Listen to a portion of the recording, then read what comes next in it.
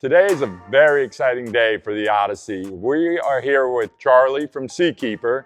We have a product here called Seakeeper RIDE. Basically what Seakeeper RIDE does is takes the place of your trim tabs, but Seakeeper RIDE is fully automated. Once you set them, they pretty much do everything for you. Charlie, what are all these parts here you have, and how exactly does the RIDE system work? So our RIDE system is a vessel attitude control system. Obviously, not all boats come in the same shapes and sizes. So we have a 450 system, which is 450 millimeters. We have a 525 system as well, and here we have our 600s. Just recently, we came out with the 750s in a dual application or in a quad. So if you have triples, quads, or quint engines on the back of your boat, we could still operate just how we need to. What is all this stuff here? Brain boxes? Yeah, so that first one up front is our software module here. And basically there's an accelerometer in there. We'll calibrate our boat in the water perfectly dead flat, side to side, and that gives us our absolute zero. And what's cool about it is it can dictate the pitch and the roll of the boat to tell these actuators how to keep the boat perfectly level. They move up to 100 times a second. That's amazing. That's crazy. If you really think about that, 100 times per second. And what do we have here? That is our distribution module. Our actuators are going to plug into it. So this mounts in an area high and dry in the bilge. You have a 12 gauge power and ground going to it. You actually have a bonding option as well if your boat's already got bonding wires. Your two actuators plug in, and then you have a NEMA connection that goes up to the console of the boat that ties into our Seakeeper private network. And keypad? It's an option. You can also operate it from your MFD, Furuno, Simrad, Garmin's. We have 100 different ones on our website that you can go and see those exact models. It's really cool. Everything lights up for you, tells you exactly what's going on. You want to slide over to the side, you want to give it a little bit of list, you can add to it. Automatic mode, which is really cool. You can actually add bias to it. So say if you're getting a really strong beam wind and it's really blowing your T-top over hard, right, you can add to it and to help bring that boat back even more level. Fully automatic, or you could actually control it manually if you want to give it a little more or take a little bit off, depending on the conditions that day. If you want to stuff your bow just a little bit down too, you can also do that.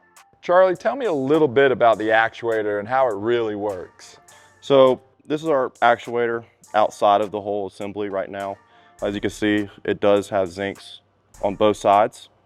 And this is basically so you can service it. And obviously if your boat's sitting in the water like you do, it's a good benefit to have those on there. And we supply that on every single model. It sits in here. Basically, we're gonna have a plate that it holds the actuator in place. And this is our blade that sits on the back side. And this is the only part that actually moves. So, you can pick it up here. As you can see, this is going to sit flush to the running surface. And what's it actually doing? Pushing water down, correct? Correct. To manipulate the boat. So that's going to be our full deployment, as you can see right there. And then comes all the way back up flush to the bottom of the running surface. I mean, I think about people who aren't on the water all the time. They're constantly having to take their hand off the wheel. And if you're not familiar with driving a boat like we do every day and you know how to manipulate the boat, this pretty much does it for you. That's correct. Safety is #1 concern. You know, you can keep your hand on the wheel and you can keep your hand on your throttles. Okay, Charlie, so where do we start with this whole process? So where we start is we are going to find our location on the back of the boat. We can set up however we need to, slide it out a little bit depending on where the props are. And what we're going to do is we're also going to find our angle of our transom and build our wedge pack.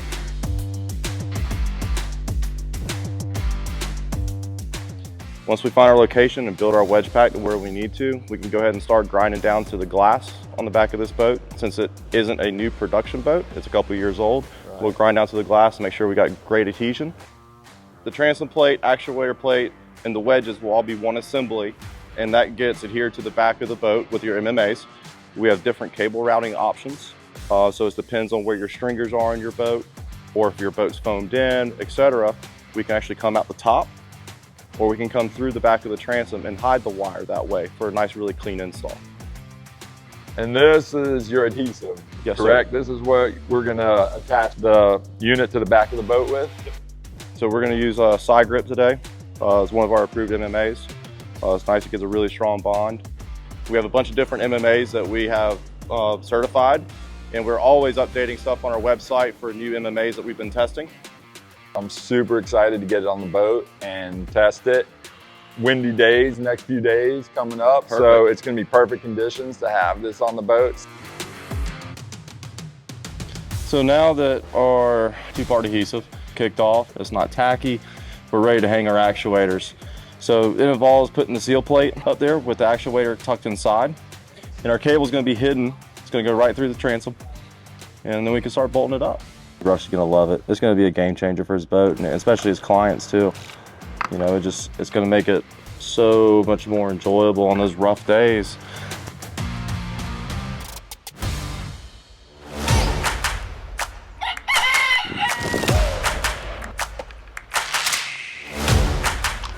Well, it's the moment of truth, right?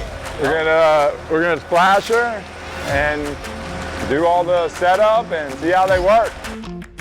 The snottier conditions, the better.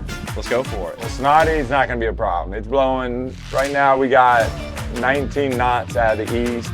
Got a few rainstorms around. There's all kinds of conditions today. We're gonna be able to test this thing in. So we're gonna be in manual mode right now for a whole shot test. All right. No cavitation. No cavitation. All right, it's off right now, so it's gonna get a little rough. So hit the button. You can hit the button in automatic right now in the center. Oh yeah, look at that. Leveled it right off.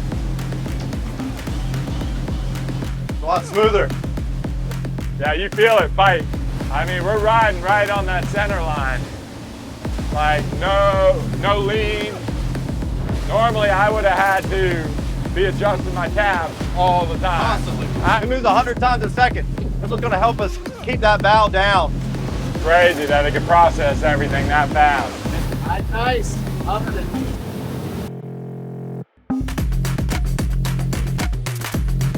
Yeah, it's nice right there. I'm pretty well blown away. I mean, I normally live by my trim tabs, constantly making adjustments.